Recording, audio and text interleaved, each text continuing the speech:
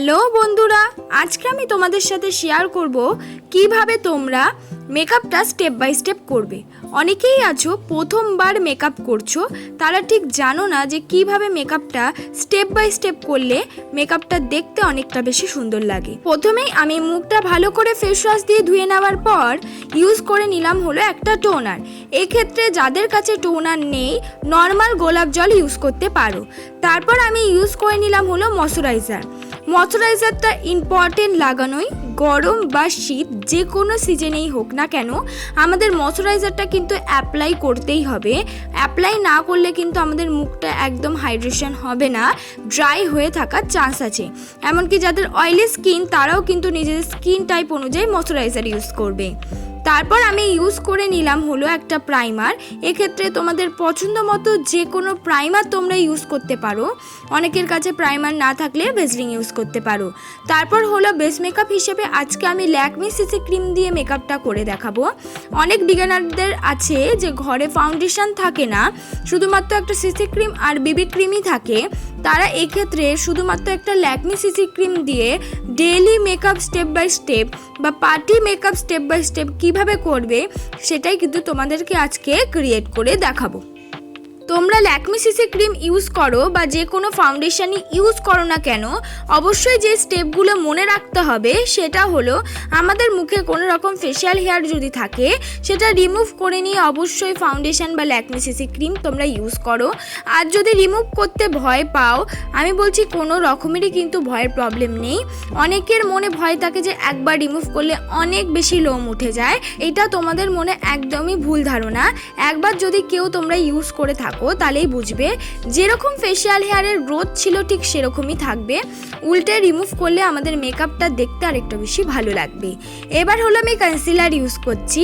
Concealer হিসেবে আমি use করে নিলাম হলো সুইস বিউটির কনসিলার। এখানে ম্যান্ডেটারি নয় যে তোমাকেও সুইস বিউটির কনসিলারটাই ইউজ করতে হবে।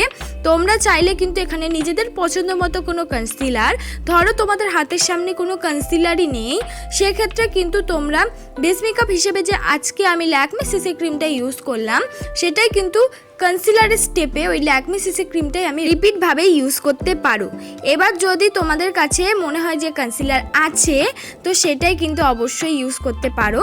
তো দেখো আমার কাছে কনসিলার ছিল তো আমি কনসিলারটাই ইউজ করে নিলাম। সঙ্গে সঙ্গে আমার আইব্রোটাকেও কাট করে নিয়েছিলাম সুন্দর করে। এবার আমার আইব্রোটাকে ড্র করে নেব।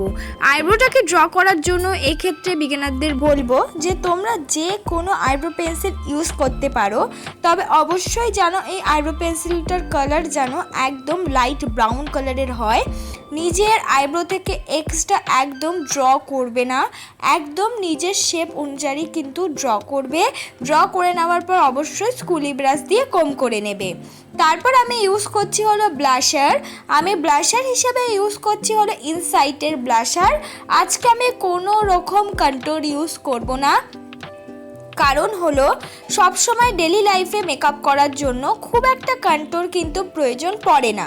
তো যেহেতু আজকে আমি বিগিনারদের স্টেপ বাই স্টেপ একটা মেকআপ লুক ক্রিয়েট করে দেখাচ্ছি, তাই জন্য আজকে শুধুমাত্রই ব্লাশারই ইউজ করলাম, যেন তোমরা ইজিলিভাবে আমার মেকআপটা দেখে চট জলদি করে নিতে পারো।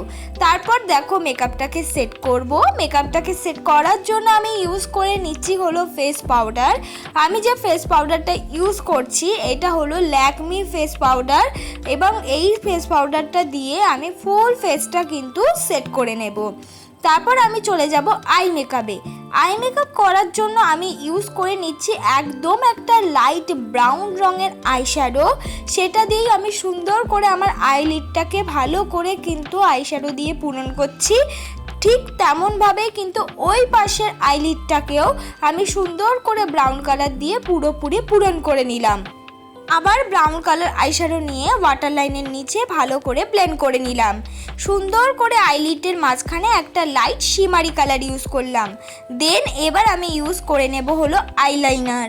আইলাইনার হিসেবে আমি সবসময় যেটা প্রেফার করি বা বিগিনারদের বলি, ফার্স্ট যদি তোমরা আইলাইনার ইউজ করতে চাও এবং তার বেনিফিটটাও যদি খুব ভালো পেতে চাও তাহলে বলবো ল্যাকমি আইলাইনার কিনতে পারো।